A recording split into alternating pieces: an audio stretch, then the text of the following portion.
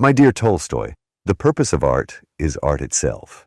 It exists for its own beauty, for its ability to transcend the mundane and delight the soul. To burden art with moral or social obligations is to chain a bird mid-flight. Beauty needs no justification. How hollow, Wilde. Art without purpose is a luxury for the idle. True art serves the people. It inspires, educates, and elevates the soul. A painting, a book, a melody, they should not merely please the senses, but guide humanity toward goodness. Beauty is meaningless without truth. And there it is, the utilitarian's hammer, smashing the delicate glass of beauty. Must art always be a servant? Why not let it be free, untethered by the heavy hand of moralists? You speak of guiding humanity, but I say art must not stoop to instruct. It must soar to inspire. Soaring inspiration that serves no one is vanity, Wilde. The starving peasant cannot eat your gilded prose, and the oppressed worker gains nothing from your abstract musings. Art that does not heal the wounds of society is an indulgence, a mockery of those who suffer. Your peasants and workers, must art be reduced to a sermon or a loaf of bread? The very idea is suffocating. Art is the only space where humanity can dream without restraint. Its purpose is not to mend society's wounds, but to remind us of beauty beyond the struggle. And what use is a dream to the man drowning in misery? Your escapist fantasies are a betrayal of human dignity. The artist has a duty, a sacred responsibility, to speak truth to power, to awaken consciences, and to reflect the struggles of the common man.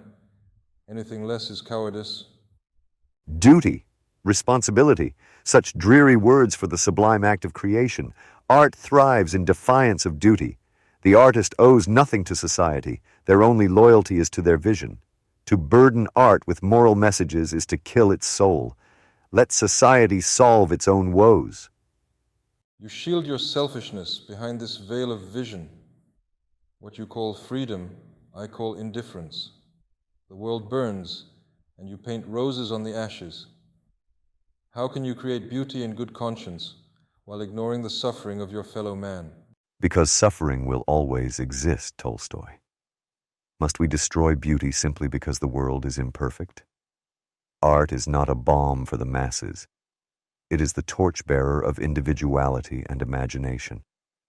It is a sanctuary where life's ugliness cannot intrude. And that sanctuary becomes a prison for the soul. Individuality without compassion is emptiness.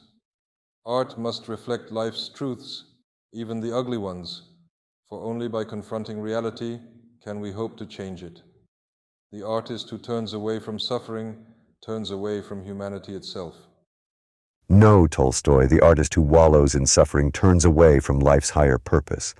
Art is not meant to drag us down, but to lift us up.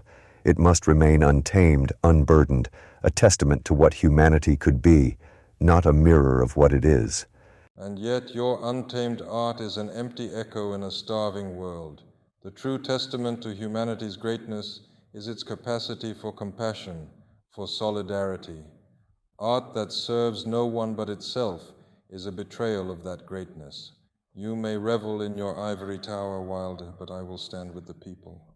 Stand with them then, Tolstoy. Preach to them if you must. I will stay in my tower, not out of indifference, but out of devotion to the beauty that sustains the human spirit. Let my art remain free, and it will outlast your sermons. For while morality fades, beauty endures. Endures as what? A trinket for the privileged? Without purpose, your art is a hollow relic. True art is eternal because it binds us together, speaks to the common good, and drives humanity forward. That, Wilde, is the legacy I strive for. And mine, Tolstoy, will be to remind the world that beauty is a good in itself, untethered from utility or dogma. Let history judge us both, though I suspect it will side with the artist who dared to dream, not the one who sought to lecture. Then let history decide, Wilde. But remember this. Art that ignores the cries of the suffering may be admired, but it will never be loved. And love, my dear aesthete, is the truest measure of greatness. And I would say, Tolstoy, that the truest measure of greatness is beauty. Let us part ways here, each steadfast in our beliefs, yours bound to duty and mine to freedom,